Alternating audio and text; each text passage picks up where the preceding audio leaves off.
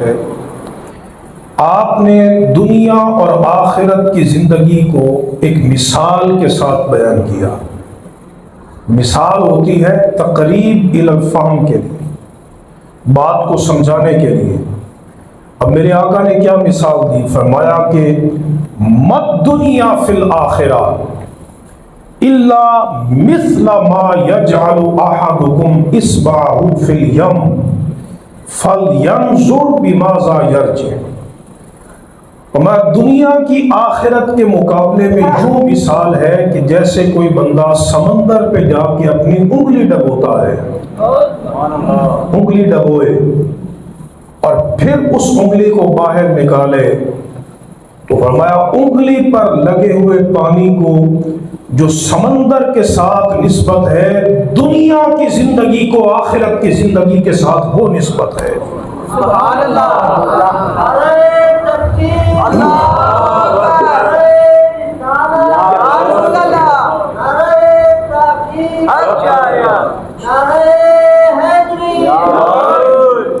بتائیے ہاتھ پر لگے ہوئے پانی کو سمندر سے کیا نسبت ہو سکتی ہے؟ سمندر سے کوئی نسبت نہیں، اور یہ بھی حضور نے ہمیں سمجھانے کے لیے بتایا ہے، وگرنہ محدود کی لامحدود سے کوئی نسبت نہیں نکلتی، متناہی کی لامتناہی سے کوئی نسبت نہیں نکلتی۔ وہ زندگی جس میں ہر وقت انسان موت کے سائے میں رہتا ہے، اس زندگی کے ساتھ کیا نسبت ہے کہ جس میں انسان کی موت کو ہی ختم کر دیا جائے گا اور موت کو ہی فنا کر دیا جائے گا۔ صحیح بخاری شریف کے اندر حدیث ہے، فرمایا جب جنتی جنت میں چلے جائیں گے اور جہنمی جہنم میں چلے جائیں گے تو موت کو مینڈے کی صورت میں لایا جائے گا، چھترے کی صورت، اور اہل جنت اور جہنم کو ایک منادی ندا کرے گا، وہ سارے جمع ہو جائیں گے۔ پھر پوچھے گا اہل جنت سے اور جہنم سے کہ کیا اس موت کو، اس کو پہچانتے ہو؟ وہ سب جواب دیں گے کہ ہاں یہ موت ہے، ہم نے اس کو دیکھا ہے، اس سے پالا پڑا ہے۔ تو حدیث میں آتا ہے کہ وہ جو موت مینڈے کی صورت میں لائی جائے گی، اس موت کو ذبح کر دیا جائے گا، موت کو معدوم کر دیا جائے گا، موت کو ختم کر دیا جائے گا، اور منادی ندا کرے گا کہ یا اہل الجنہ خلود فلا موتا و یا اہل النار خلود فلا موتا۔ اے اہل جنت، اب تم نے ہمیشہ جنت میں رہنا ہے اور کبھی تم پر موت نہیں آئے گی، اور اے اہل جہنم، تم نے ہمیشہ جہنم میں رہنا ہے اور کبھی تم پر موت اور فنا نہیں آئے گی۔ ذرا سوچیں، ہماری اس زندگی کو، ناپائیدار زندگی کو، اس پائیدار زندگی سے کیا نسبت ہے؟ یہاں ہماری زیادہ سے زیادہ زندگی اگر ہو سکتی ہے تو 60-70 سال ہو، اس سے زیادہ ہو سکتی ہے، لیکن میرے آقا علیہ السلام فرماتے ہیں کہ اعمار امتی ما بین 60 الی 70 واقلهم من یجوز ذلک، مسند احمد بن حنبل کی روایت۔ تو میری امت کی جو عمریں ہیں وہ میکسیمم 60 سے 70 کے مابین ہے، اور بہت کم ایسے ہوں گے کہ جو 70 سے تجاوز کریں گے، اور یہ 60-70 بھی موہوم ہے، ہمیں تو اگلے سانس کا بھروسہ نہیں، اگلے سانس کا بھروسہ نہیں، اگلے لمحے کا بھروسہ نہیں۔ کہاں یہ زندگی کے بندہ صبح کرتا ہے تو شام کا بھروسہ نہیں ہوتا، شام کرتا ہے تو صبح کا بھروسہ نہیں ہوتا، سفر پہ جاتا ہے اسے پتہ ہی نہیں ہوتا یہ زندگی کا آخری سفر ہے۔ کہاں یہ زندگی اور کہاں وہ زندگی جس میں بندے کی موت پہ ہی فنا وارد ہو جائے گی۔ سبحان اللہ، کیا نسبت ہے؟ اس لیے میرے آقا علیہ الصلوۃ والسلام نے واضح طور پر دنیا اور آخرت کا فرق بیان کیا، اور صوفیاء کہتے ہیں، عرفاء کہتے ہیں، اولیاء اور اتقیاء کہتے ہیں کہ دنیا اور آخرت کی محبتیں یہ آپس میں نقیض ہیں، یہ متضاد چیزیں ہیں۔ نکیز کا مطلب یہ ہے جیسے دن اور رات آپس میں متضاد ہیں، جب دن ہوگا تو رات نہیں ہوگی، رات ہوگی تو دن نہیں ہوگا۔ اسی طرح صوفیاء کہتے ہیں کہ دنیا اور آخرت کی محبت یہ دونوں نقیض ہیں، متضاد ہیں، کسی دل میں دنیا اور آخرت دونوں کی محبت اکٹھی نہیں ہو سکتی۔ جو دنیا سے محبت کرتا ہے، جو دنیا کا طلبگار ہے، جس کی ذہنی، فکری، علمی صلاحیتوں کا مرکز و محور دنیا ہے اور وہ مال دنیا کے لیے اپنے شب و روز قربان کرتا ہے، وہ دنیا سے جتنی محبت کرتا ہے وہ آخرت سے اتنا دور ہوتا چلا جاتا ہے۔ سبحان اللہ۔ اور جس کی طلب کا مرکز و محور آخرت، ومن اراد الآخرہ وسعى لها سعيها فأولئك كان سعيهم مشكورا۔ اللہ فرماتا ہے جو آخرت کا طلبگار بنے، تو اللہ فرماتا ہے اور اس کے لیے پوری کوشش کرے، محنت کرے، تو یہی وہ لوگ ہیں جن کی کاوش کو اللہ قدر کی نگاہ سے دیکھتا ہے۔ دنیا بناؤ گے، رب قدر کی نگاہ سے نہیں دیکھے۔ اگر یہ دنیا کی کوئی قدر ہوتی تو کیا کافروں کو اللہ دنیا دیتا؟ کافروں کو دنیا دیتا؟ میرے آقا فرماتے ہیں لو کانت الدنیا تعدل عند اللہ جناح بعودۃ ما سقى منها من کافر من شربت ماء او کما قال علیہ السلام۔ فرمایا کہ اگر اس دنیا کی اللہ کی بارگاہ میں ایک مچھر کے پر کے برابر کوئی حیثیت ہوتی تو رب کافر کو پانی کا گھونٹ بھی نہ پینے دیتا۔ پتہ چلا رب دنیا کی کمائی کو، دنیا کے دھندوں کو اللہ قدر کی نگاہ سے نہیں دیکھتا، ہاں قدر کی نگاہ سے اسے دیکھتا ہے جو اپنی آخرت کے لیے کوشش اور محنت کرتا رہتا ہے، جو آخرت کے لیے کوشش، جو جس طرح مشرق اور مغرب ہے نا، بندہ مشرق کی طرف جائے تو مغرب سے دور ہو جائے گا، مغرب کی طرف جائے تو مشرق سے دور ہو جائے گا۔ اسی طرح جو دنیا کی محبت میں بڑھے گا وہ آخرت سے دور ہو جائے گا، اور جو آخرت کی محبت اور طلب میں بڑھے گا وہ دنیا سے دور ہو جائے گا۔ کیونکہ اللہ نے کسی بندے کے دو دل نہیں بنائے، ما جعل اللہ لرجل من قلبین فی جوفہ، اللہ نے کسی بندے کے سینے میں دو دل نہیں بنائے کہ ایک میں دنیا کی محبت سما جائے اور ایک میں آخرت، نہیں، جو دنیا سے پیار کرے گا وہ آخرت سے دور ہو جائے گا۔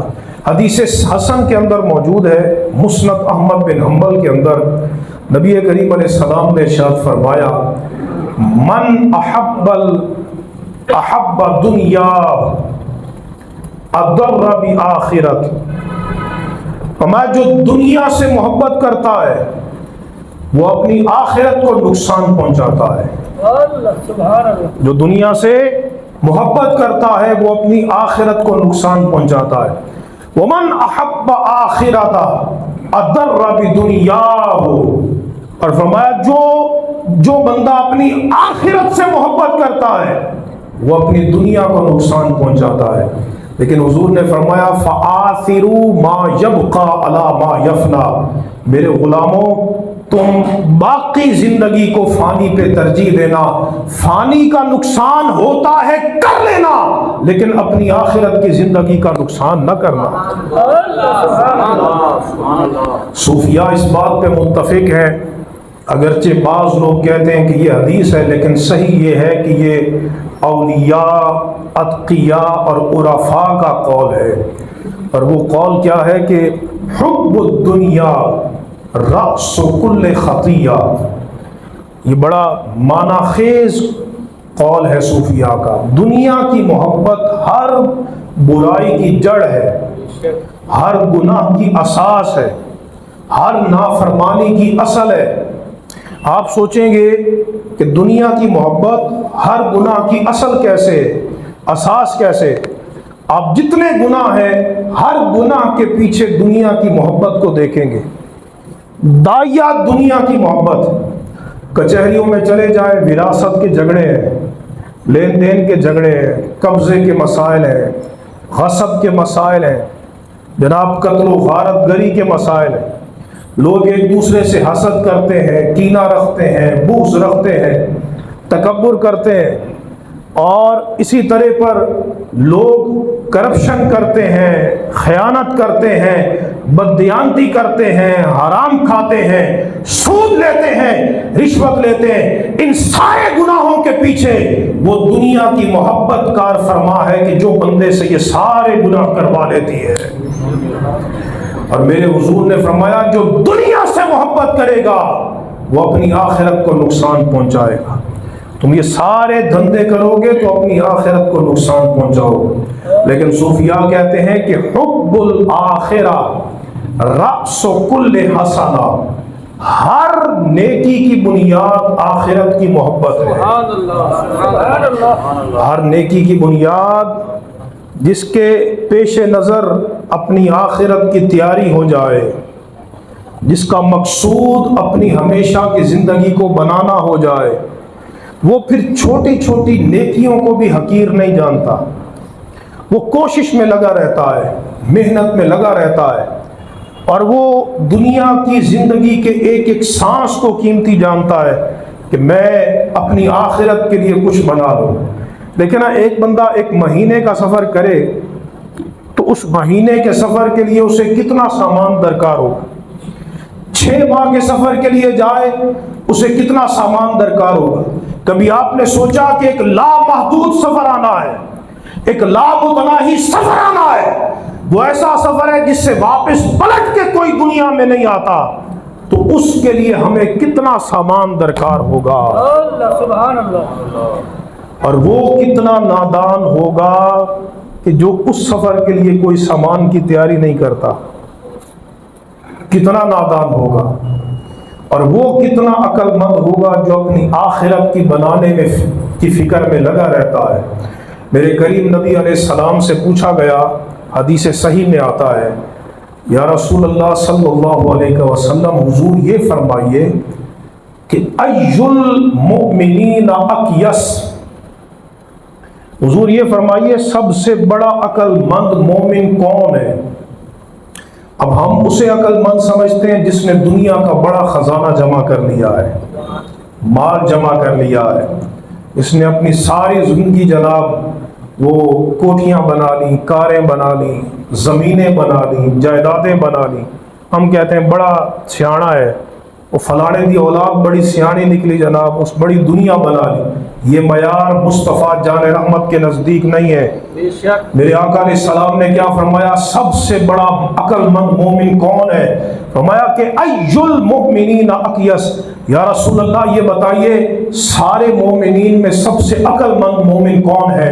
تو میرے حضور نے فرمایا اکثرہم للموت ذکرا واحسنہم لما بعدہ استعدادا۔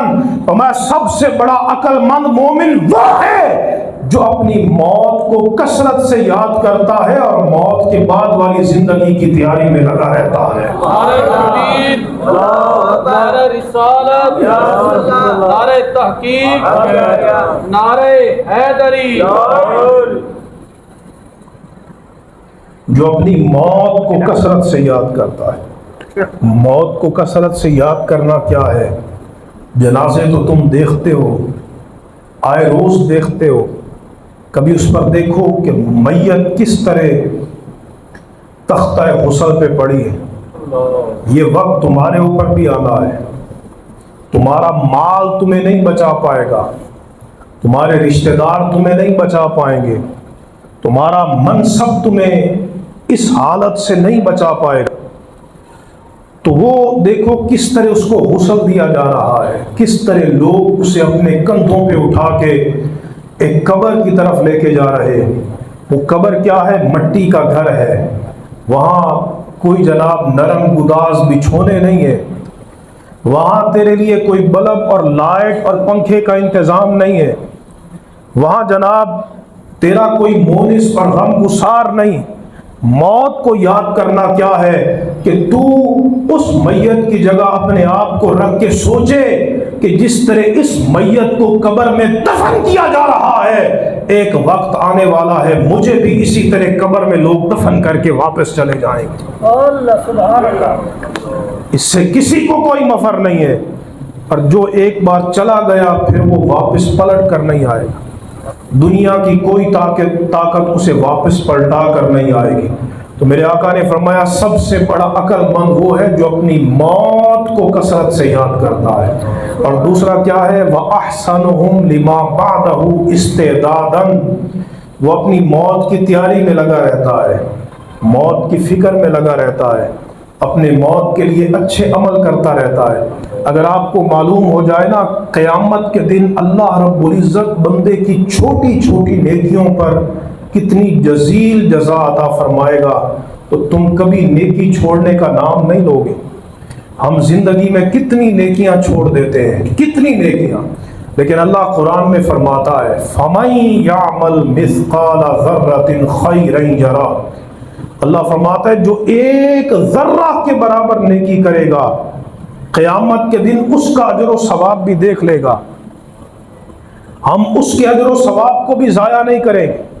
اور اللہ قرآن میں فرماتا ہے وَإِن تَكُ حَسَنَةً يُضَاعِفْهَا وَيُؤْتِ مِن لَّدُنْهُ أَجْرًا عَظِيمًا، فرمایا کہ چھوٹی سی نیکی ہوگی ہم اس پر بھی بندے کو بڑھا چڑھا کر اجر و ثواب عطا کریں گے، اور اس ایک نیکی پر بندے کو اجر عظیم عطا فرمائیں گے۔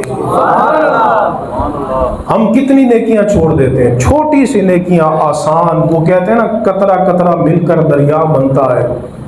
آپ لباس پہنے تو پہلے دائیں طرف سے پہن لیں کہ میرے محبوب نے دائیں طرف سے پہنا، رب آپ کو نیکی عطا فرمائے گا۔